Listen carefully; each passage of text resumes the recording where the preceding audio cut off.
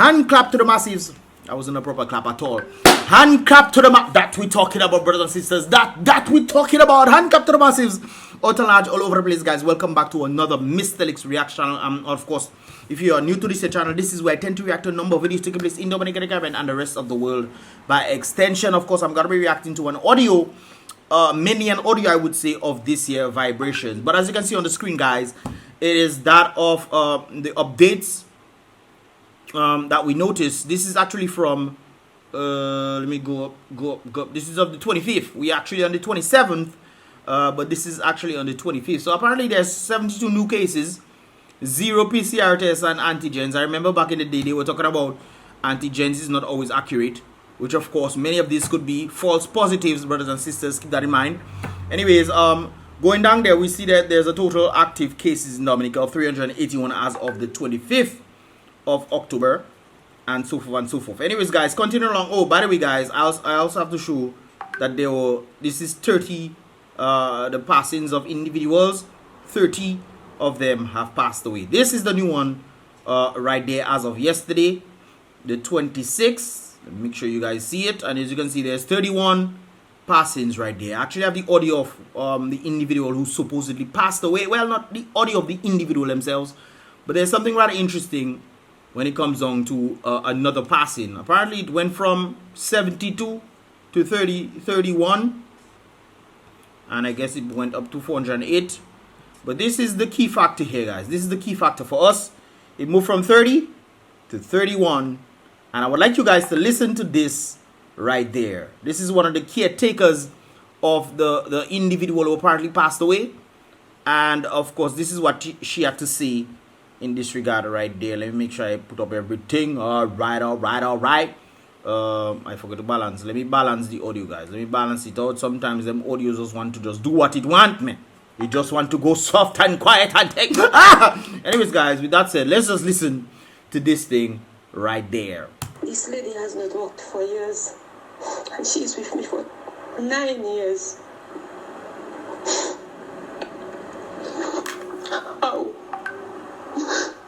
How could that happen to somebody at a center? Now, guys, you might hear certain blanks taking place, and that is as a result of them saying the C. She just said the C word, the C center right there. So let's continue. And they talk about care. I was threatened. $10,000 fine, imprisonment, manslaughter charge, because I didn't want the people to go up to Portsmouth. So she felt like the people would be worse off if they went to Portsmouth. And based on my understanding of the audio right there, guys, it seems like she was right. If you listen to the audio, you will pretty much understand this right there. Let's continue. Is that fair to an older person? Oh, and by the way, based on what she said, let's go back a bit. They talk about care. I was threatened. $10,000 fine, imprisonment, manslaughter charge, because I didn't want the people to go up to Portsmouth. So they were gonna put a charge on her. She felt like she could take care of these people better than they would be doing in the center, in the quarantine center. And if she resisted when the people came for the patients and stuff who they tested and so forth, if they found them to be positive, they have to take them. But she felt like she could have done better. She could have done a better job to take care of them. And if she didn't want to do this, they would then fine her if anybody passed away as a result of her caretaking. And they kind of put that on her in this regard. And if she resisted, then and somebody passed away, then $10,000 fine, manslaughter charges would be brought against her, and so forth and so forth. So she had to let the patients them go. Is that fair to an older person who cannot move? I remember as she said that there. I remember when I was listening to one of the individuals who was a part of the quarantine center in the gym area, where they saw one of the patients who actually died. And they realized, no, not this one. There was another one where she was bedridden, and it had to take the patients, helping patients there, to actually remove one of them to bring this person to use, I think, the bedpan or something like that. An elderly lady that was there. The question is, where are the ward aides and these individuals, the nurses who actually are there, who's supposed to be helping? But it seems like the patients who are actually helping it, the other patients, and I don't think that should be. I don't think that should be at all. But anyways, let's continue. People need to speak up. I expect the Council of Aging to do something about it. It is not fair to anybody, not to Agape resident or any older person in Dominica, to go through that nonsense. You can tell she's somebody who's very passionate about her work or what she does. She really cares about the elderly persons, and you know, I guess maybe from the stories that they would give her, you know, interacting with her. I know there's some of the elderly folks are very wise when you talk to them and you realize, hey, this guy, I can actually change this and do something different in this regard based off what they told me. I'm one of the individuals who like to listen to elderly people who are wise, and of course I think my life is pretty much shaped as a result of listening to my elders. So anyways, it seems like she was very close to the patients right there. One person of mine died, and why? Because she stayed more than 9 hours without oxygen. Let's listen to that again, guys. One person of mine died, and why?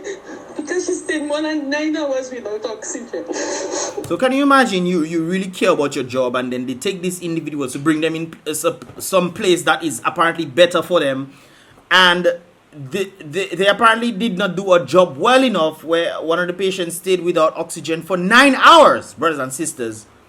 9 hours without oxygen. She felt like if she was there, that patient would definitely be alive today.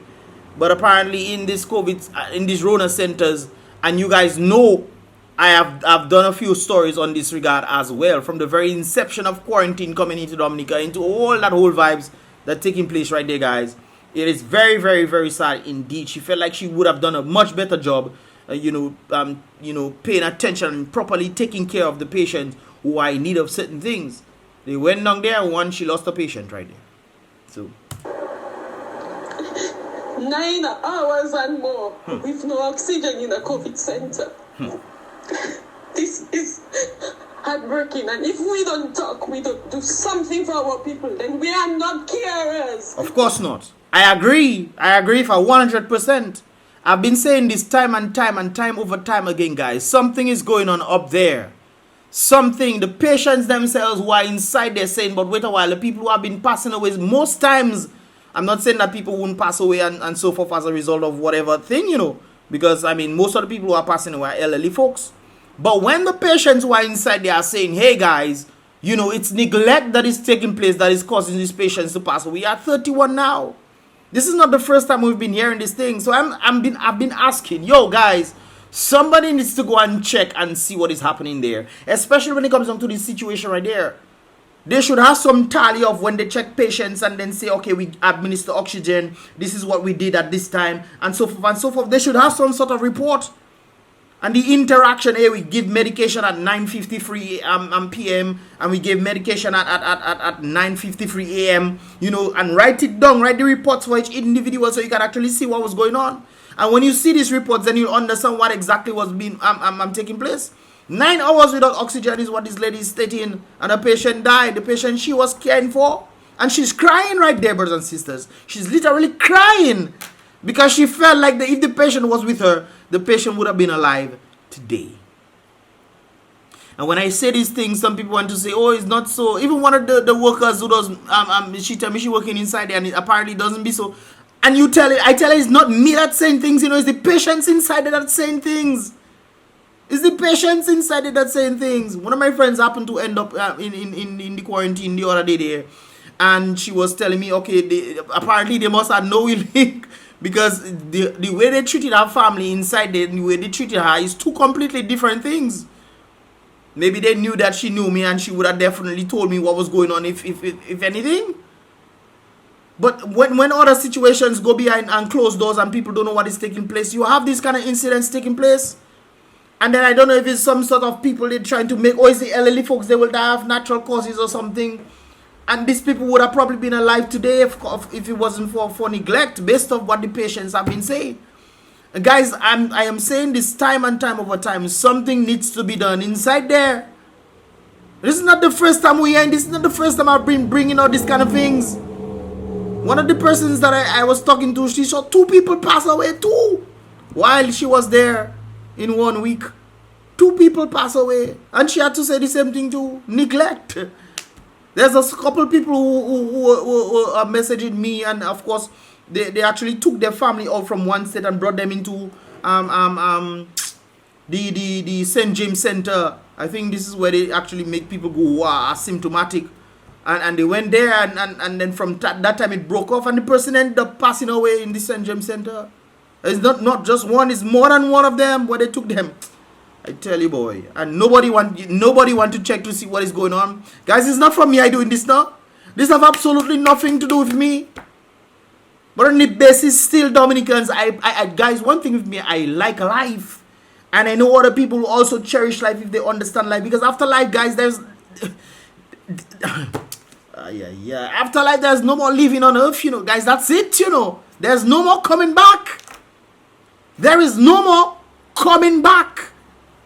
And then for people to just be taking people's lives as granted and neglecting them when they remove them from places that would have taken better care of them. I remember when one of the patients was talking, he said he had to go on the radio and whatnot. And he said that he was crying for the nurses to help him to go in the bathroom and whatnot. And none of them were paying attention. It's patients that to come and help the guy to take him to the bathroom and thing. And the other patients were saying it's not your duty for you to be doing these things. And she was wondering if I should be wiping him or those kind of things there. The patient is wondering if she should be taking him to the bathroom to clean him and so forth. I mean, come on. He wants to use the bathroom, and then after using the bathroom, who has to help the man? Ugh. And then when we saying these things, people think it's some sort of joke. Guys, this have no revelation to me.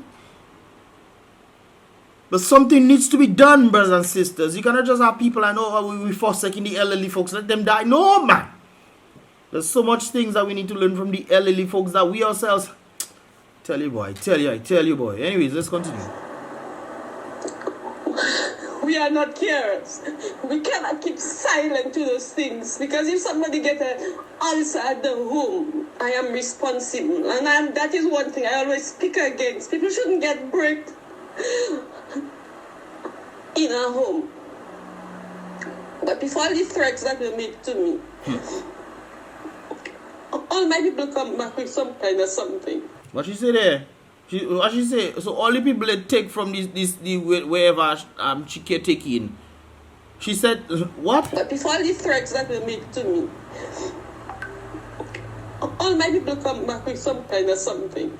She said all her people who were sent to the Rona Center apparently came back with something. This is not me, you know, that's saying that, guys. This is the caretaker that's saying this thing. Her patients were okay wherever they were with her. They sent them down, one passed away. When they came back, no, brothers and sisters, apparently they came back with something. I mean, I tell you what.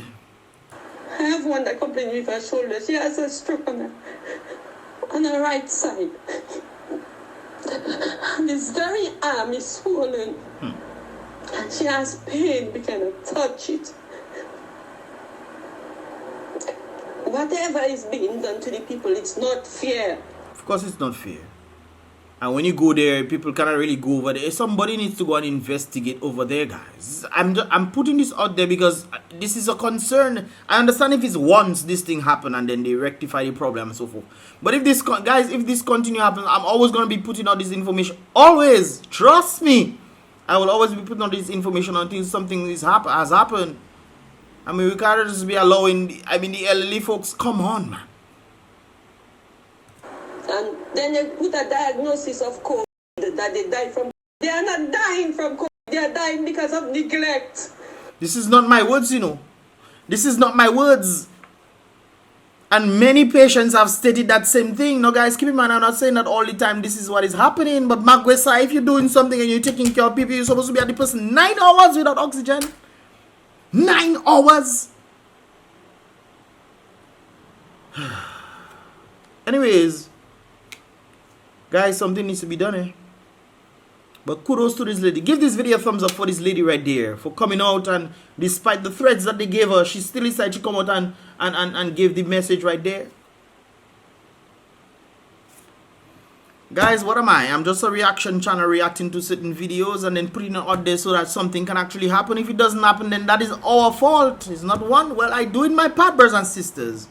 Are we all doing our part, or we waiting for somebody else to come and do it for us? And the next thing is your family member that end up inside there and then neglect your family, and your family passes away and all you can do is cry, say, but yeah, I wish I knew and whatnot. Why are human beings like this, man? Why? We're always waiting for something else, somebody else to come and do what we know we're supposed to be doing. It's interesting. It's interesting stuff, man. Anyways, guys, I got this poetry, spoken word kind of vibe from Kenton Kenty. Right there, guys. Take a listen to this. Dom and Nika, what have I ever done to you? What have I done to deserve the pain that you put me through? Let's go back to this. Dom and Nika, what have I ever done to you? What have I done to deserve the pain that you put me through? I'm skillful with my hands and I have a master plan, but I only seem to make it when I get away from you, Dom and Nika. Beautiful indeed, a beauty and with a damn thing to a man in need, Dom and Nika. I pray you will be free from the clutches of those who made you do these things to me. I pray you'll be free from the clutches of those who made you, Dominica, do these things to me. Sometimes we always try to put the blame and say, oh, it's the, especially when I remember the Lennox Linton CBS I think interview where people were saying that he was talking bad about Dominica. It wasn't Dominica, no, bro. It wasn't Dominica. It was the leaders, those who made Dominica become what it is today. The neglect of people, depleting the economical backing, financial backing, socials. And I understand that there's this whole Rona situation going around, but I mean, guys, what are your thoughts, man? Leave your thoughts in the comment box below. I might post this actual part in another video sometime. But guys, there's another video I'm gonna be doing next. It's on the whole talking about Lennox Linton, the signature and what have you, guys. I'm gonna be doing a video on Mystelics Facebook page, brothers and sisters, so definitely look out for this on this here. I'll post the link in the description or in the first comment in the comment box below, guys, so you can definitely click that and check it out when I drop these videos right there. So anyways, guys, it's about Mystelics once again, guys. Definitely subscribe if you want to see more vibrations, reactions, and audio reactions and so forth. And of course, I will see you guys in the next one. Don't forget to give this video a thumbs up for the lady who came out and spoke as well in this regard. Anyways, I'll see you guys in the next reaction video.